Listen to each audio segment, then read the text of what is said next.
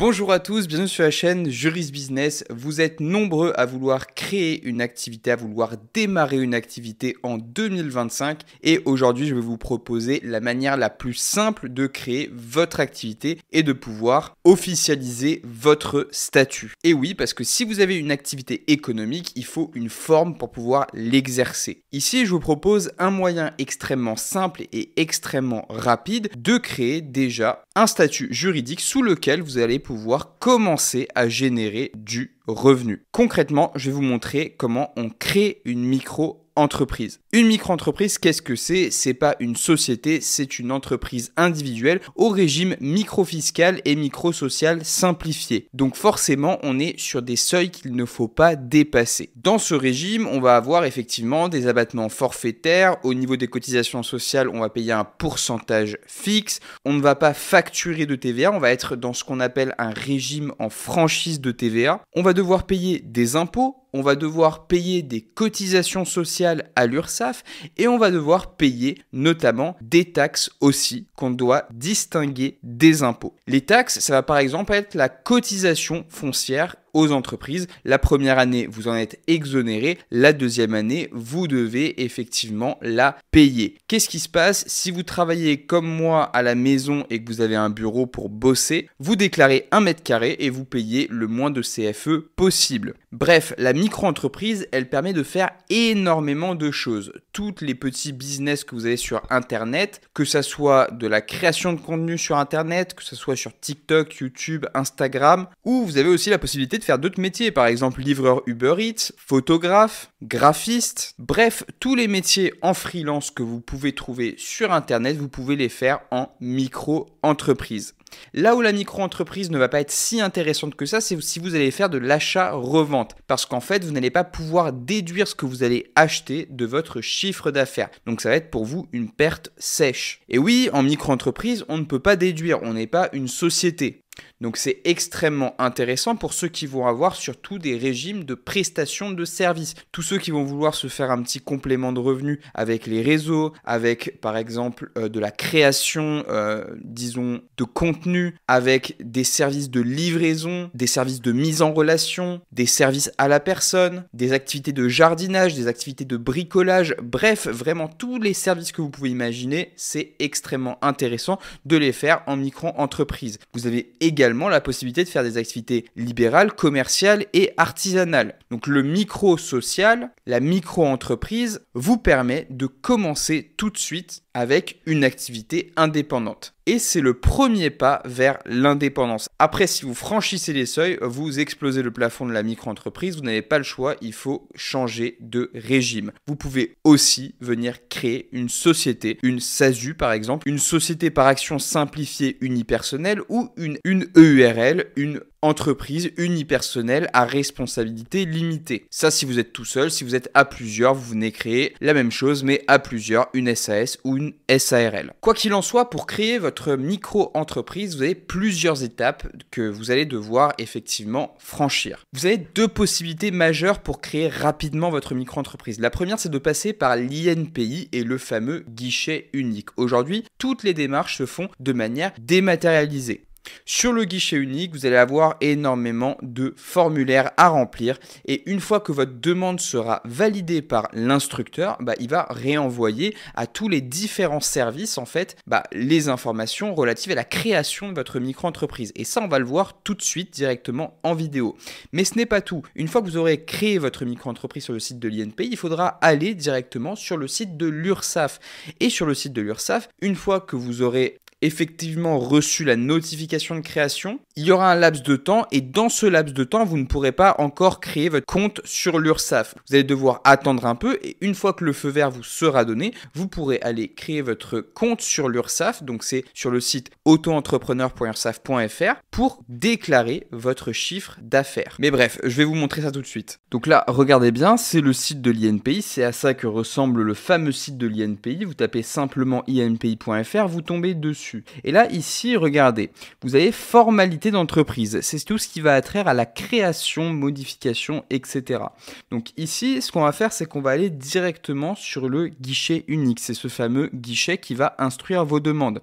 Et ici, vous avez différentes façons pour vous connecter. La plus simple, c'est de se connecter via France Connect ou France Connect Plus. Moi, je vais me connecter ici avec France Connect Plus, ici, parce que comme ça, je vais pouvoir signer directement toutes mes formalités sans aucune difficulté. Donc, une fois que vous êtes sur votre espace, parce que vous vous êtes connecté ou parce que vous l'avez créé, tout simplement, ici, vous allez avoir, vous le voyez, dans l'espace entreprise, vous avez plusieurs possibilités. La première, c'est créer, modifier ou cesser une entreprise. On va venir cliquer ici. Et ici, ce qu'on va faire, c'est venir cliquer sur créer une entreprise. Là, on vous donne un petit récapitulatif des démarches que vous allez faire concrètement. Donc, on vous dit, voilà, si vous êtes commerçant, vous allez être affilié à la Chambre du commerce et de l'industrie. Si vous êtes artisan, ça sera la Chambre des métiers de l'artisanat. Si vous êtes agriculteur, ça sera à la Chambre de l'agriculture. Et si vous êtes en libéral, ça sera l'URSSAF. Donc, c'est là qu'on va venir distinguer en fait le type d'activité principalement. Mais concrètement, vous allez avoir besoin de votre pièce d'identité, d'un justificatif de domicile, d'un numéro de sécurité sociale. Et en fonction des activités, peut-être vous aurez besoin de pièces annexes. Donc là, on vous dit, pensez à la signature électronique. Donc ce que je vous ai dit, France Connect Plus, c'est le plus simple pour se faciliter la vie. Donc concrètement, ici, qu'est-ce qu'on va faire? On va venir faire continuer. Quelle entreprise voulez-vous créer? Alors, on veut créer une micro-entreprise. Une micro-entreprise, qu'est-ce que c'est? C'est une entreprise individuelle. Vous le faites en nom propre, c'est-à-dire qu'il n'y a pas de société, c'est vous directement qui êtes l'entrepreneur individuel. Donc, on vient créer notre entreprise individuelle. Souhaitez-vous opter pour le statut micro-entrepreneur? Donc là, on vous le dit, c'est un régime qui est en franchise de TVA. Bref, c'est tout ce que je vous expliquais au début. Donc là, on va dire oui. L'entrepreneur a-t-il déjà exercé une activité non salariée en France? Donc ça, c'est si vous avez une activité indépendante avant. Là, on peut mettre par exemple non. On fait continuer. Et c'est là que tout va se jouer. Puisque là, vous allez avoir déjà un nom de brouillon. Ça va être votre formalité. Vous l'appelez par exemple micro-entreprise de José, par exemple. Et là, vous voyez que vous avez les encarts classiques. Nom, prénom, date de naissance, genre, nom d'usage, pseudonyme éventuellement. Mais bon, voilà, c'est pas quelque chose qui est souvent utilisé. Nationalité, pays de naissance, situation matrimoniale. Donc ça, c'est important aussi, la situation mat. Périodicité des versements. Donc là, c'est à quelle fréquence vous allez verser vos cotisations sociales. Donc, est-ce que vous allez déclarer votre chiffre d'affaires à l'URSSAF, par exemple, tous les mois ou alors tous les 3 mois? Faites très attention si vous choisissez trimestriel parce que vous allez devoir provisionner une grosse partie de votre chiffre d'affaires. Je rappelle, le montant des cotisations sociales, c'est actuellement dans les 23% de votre chiffre d'affaires mensuel. Donc ça veut dire que si vous choisissez une déclaration trimestrielle, il faut faire 23% du chiffre d'affaires des 3 mois. Et à la fin, ça vous fait une grosse somme. Donc moi, si j'étais vous, je choisirais ici mensuel. Ensuite, l'adresse de l'entrepreneur. Bon là, vous mettez votre adresse mail, votre numéro de sécurité sociale, l'organisme d'assurance maladie actuel. Ici, très important, si vous voulez une aide à la création et à la reprise d'entreprise, il faut que vous le formuliez à l'URSSAF directement. Ça veut dire que dès la création, vous devez envoyer votre demande d'ACRE à l'URSSAF. Donc ça, c'est très important parce que ça va vous permettre sur une année de venir bénéficier d'une grosse exonération, d'une grosse réduction, de cotisation sociale. Vous passez à la moitié. Donc si nous, actuellement, on paye 23%, là, vous, si c'est votre première année, vous allez payer 12%, quelque chose comme ça. Même 11,5%. Donc voilà, c'est très important, pensez bien à faire cette formalité qui est capitale. Vous pouvez en bénéficier directement. Ensuite, exercice d'une activité simultanée, ça si vous êtes par exemple salarié, retraité, etc. en même temps. Donc là, voilà, si vous avez un cumul d'activités, vous venez le mentionner ici. Affiliation pharmacien, bon ça c'est pour les activités évidemment très particulières. Ici, l'entreprise a-t-elle recours à une société de domiciliation? Donc la société de domiciliation, qu'est-ce que c'est? C'est une société qui va vous permettre de masquer votre adresse personnelle. C'est-à-dire que quand vous créez une entreprise individuelle, je vous l'ai dit, c'est pas votre société, c'est vous. En fait, c'est vous directement. Donc c'est votre adresse personnelle qui va apparaître sur tous les registres. Donc votre adresse personnelle va être publiée vis-à-vis de tout le monde. Et vous allez recevoir des offres, etc., etc. C'est plutôt embêtant. Donc la plupart du temps, ce que vous pouvez faire, je vous le mets en description, vous passez par une société de domiciliation. Donc quand vous passez par la société de domiciliation, en fait, votre adresse d'entreprise individuelle va être fixée à cette société. Donc par exemple, si vous passez par Legal Place, ça sera une adresse qui sera fixée à Paris. Et en fait, ils vont vous servir de boîte postale. Ça veut dire que tous les courriers qui seront envoyés à votre micro-entreprise, ils seront envoyés directement à cette adresse postale. Et eux, ils vont scanner tous les courriers et vous les mettre en dématérialisé sur une boîte mail sur Internet. C'est très intéressant. Donc là, vous mettez oui, vous renseignez le sirène. Donc par exemple, ici, là, vous allez sur Papers, vous trouvez très facilement le sirène. Vous voyez ici, regardez, Legal Place, bim, je prends, je copie-colle, je vais sur brouillon, je mets sirène, dénomination, hop, je viens, tac, je copie-colle, tac, Legal Place. Et voilà, c'est très rapide, c'est très facile à faire et vous avez votre contrat de domiciliation que vous allez prendre par la suite qui va vraiment vous servir. Ensuite, contrat d'appui, non, ça vous sert pas à grand chose. Composition, donc là, vous allez ajouter votre représentant, donc ici, c'est vous.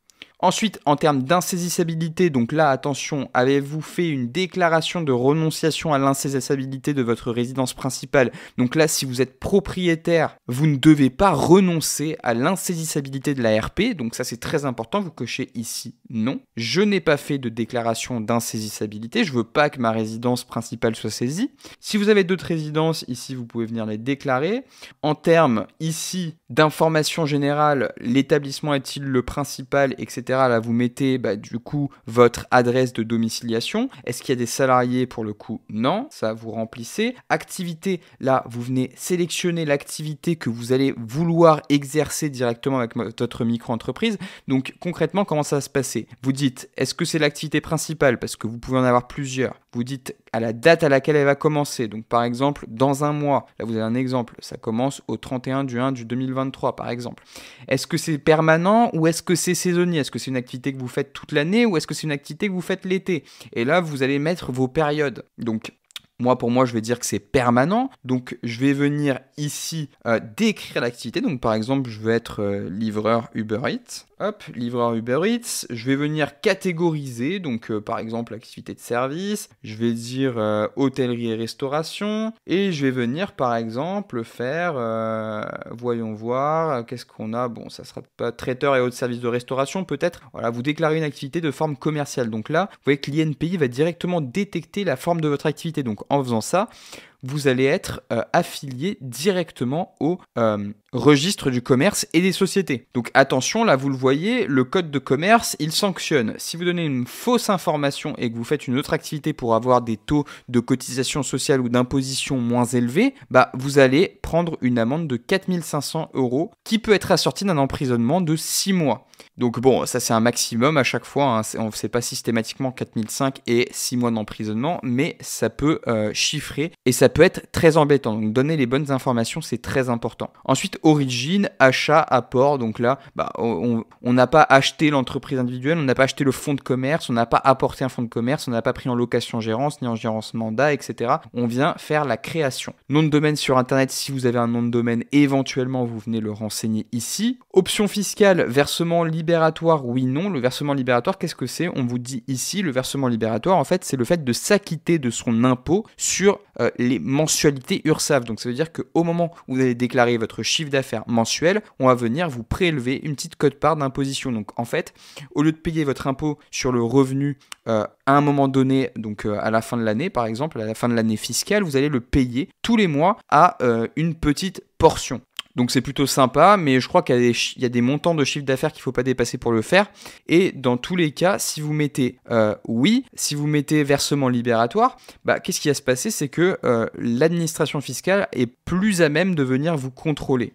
Parce que c'est un régime dérogatoire et forfaitaire. Ensuite, en termes de pièces jointes, là, vous allez avoir toutes les pièces jointes que je vous ai dit. Attestation sur l'honneur de non-condamnation, donc tout simplement, c'est un PDF que vous signez, comme quoi vous attestez sur l'honneur que vous ne faites l'objet d'aucune condamnation civile ou administrative, etc.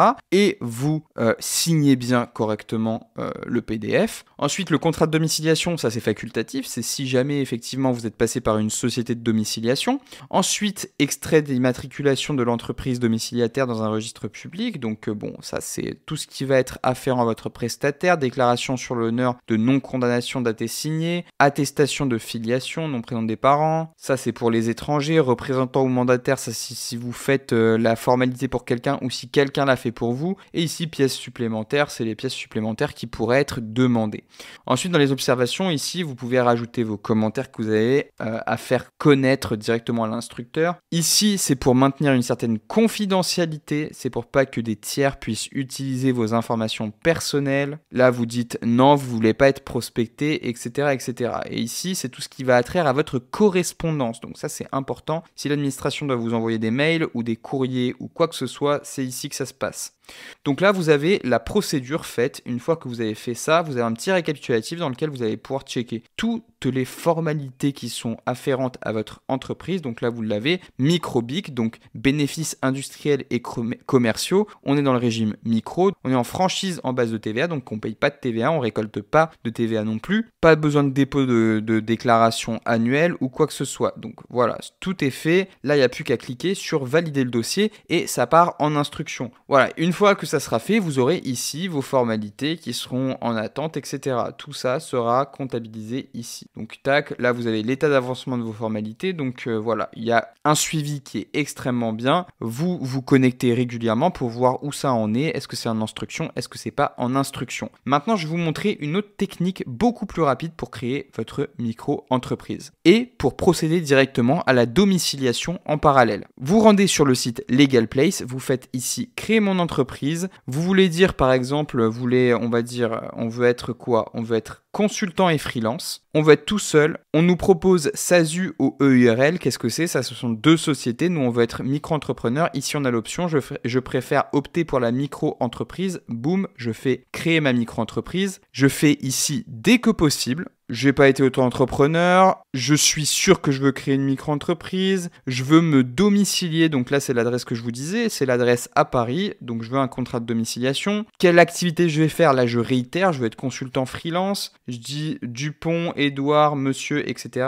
Continuer, les coordonnées, continuer, adresse mail, donc là voilà, je vais pas mettre mon adresse mail parce que j'ai déjà une auto-entreprise, je continue, je mets le numéro de téléphone, je fais continuer. Que recherchez-vous? Lancer mon activité, une solution tout en un pour la comptabilité, du conseil juridique fiscal avec un expert comptable, je me renseigne. Donc là, concrètement, Legal Place, qu'est-ce qu'ils cherchent à faire? Ils cherchent à savoir les prestations qu'ils peuvent vous vendre. Donc là, si vous voulez simplement lancer votre activité en déléguant toutes les démarches, vous faites ça. Et si vous voulez aussi une solution tout en un, c'est-à-dire la création non seulement de la micro-entreprise, mais aussi la tenue de la comptabilité, l'ouverture d'un compte bancaire pro, etc., etc., vous cliquez sur ça. Et si vous voulez du conseil juridique et fiscal avec un avocat ou un expert comptable, vous pouvez cliquer aussi ici sur ça et là vous avez le pack complet. Vous faites continuer et là tout est fait, il n'y a plus qu'à attendre, ils vont préparer votre dossier et l'instruire. Vous voyez ici c'est très rapide, je choisis le pack, franchement on peut prendre un pack à 99 €, c'est le plus populaire, qui est fait en 24 heures, vous recevez tout directement. On vous envoie tout, numéro de siret, on vous envoie l'immatriculation à l'INPI, on vérifie votre dossier, on a une garantie anti-rejet, ça veut dire qu'on va venir vous aider